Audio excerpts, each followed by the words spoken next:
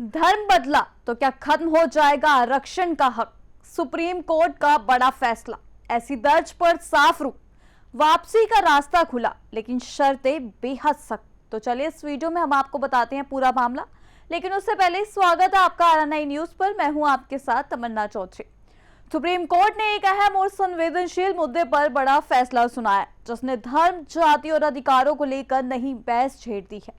Court ने साफ कहा है कि अनुसूचित जाति से आने वाले व्यक्ति अगर हिंदू, सिख या बौद्ध धर्म छोड़कर किसी अन्य धर्म को अपनाता है तो वह अपना SC दर्जा खो देगा। लेकिन सबसे बड़ा सवाल, क्या अपने मूल धर्म में लौटने पर यह दर्जा दोबारा मिल सकता है? आइए आपको विस्तार से समझाते हैं।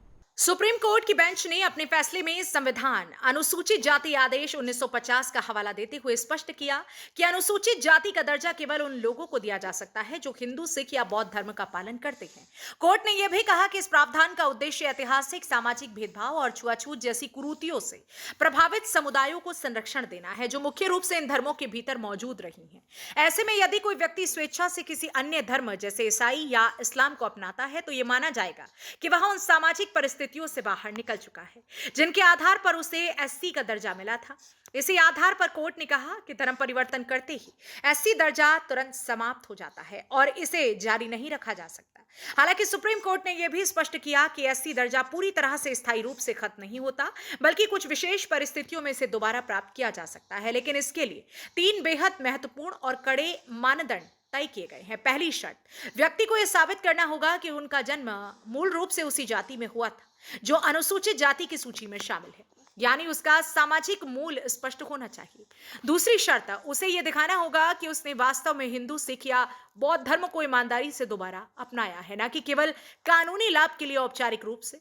तीसरी और सबसे अहम शर्त, उसकी मूल जाति या समुदाय के लोग उसे दोबारा स्वीकार करें, यानी सामाजिक स्वीकृति बेहद जरूरी है। कोर्ट ने यह भी कहा कि इन शर्तों का उद्देश्य यह सुनिश्चित करना है कि SC दर्जे का दुरुपयोग ना हो और यह केवल उन्हीं लोगों को मिले जो वास्तव में उसके हकदार हैं।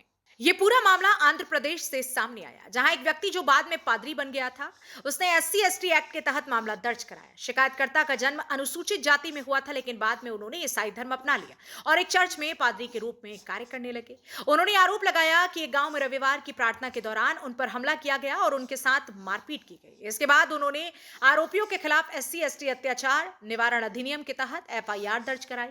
लेकिन यहीं पर कानूनी सवाल खड़ा हुआ, क्या धर्म परिवर्तन के बाद भी उन्हें SC का कानूनी संरक्षण मिल सकता है? इस मामले में आंध्र प्रदेश हाईकोर्ट ने अप्रैल 2025 में साफ कहा था कि यदि कोई व्यक्ति ईसाई धर्म अपनाता है और सक्रिय रूप से उसका पालन करता है तो उसे अनुसूचित जाति का सदस्य नहीं माना जा सकता। हाईकोर्ट ने यह भी कहा कि SC/ST एक्ट के तहत मिलने वाले विशेष संरक्षण का लाभ ऐसे व्यक्ति को नहीं दिया जा सकता जिसने अपने मूल धर्म को त्याग दिया हो। इस फैसले को सुप्रीम कोर्ट में चुनौती दी गई, लेकिन सुप्रीम कोर्ट ने हाई कोर्ट के निर्णय को पूरी तरह से सही ठहराया। सुप्रीम कोर्ट ने दोहराया कि कानून की व्याख्या स्पष्ट है और इसमें किसी प्रकार की ढील नहीं दी जा सकती। तो अब तस्वीर साफ है, धर्म परिवर्तन के साथ SC दर्जा खत्म हो जाता है, लेकिन वापसी का रास्ता खुला जरूर है। हालांकि यह रास्ता आसान नहीं, बल्कि कड़ी कानूनी और सामाजिक शर्तों से होकर गुजरता है। यह फैसला सिर्फ एक कानूनी व्याख्या नहीं, बल्कि समाज और व्यवस्था के बीच संतुलन बनाने की कोशिश भी है। अब देखना होगा कि इस फैसले का समाज और राजनीति पर क्या असर पड़ता है। आपकी क्या राय है इस मुद्दे पर, हमें जरूर बताइएगा। फिलहाल के लिए इस खबर में इतना ही। बाकी की तमाम खबर जानने के लिए जुड़े रहिए हमारे साथ RNI न्यूज पर।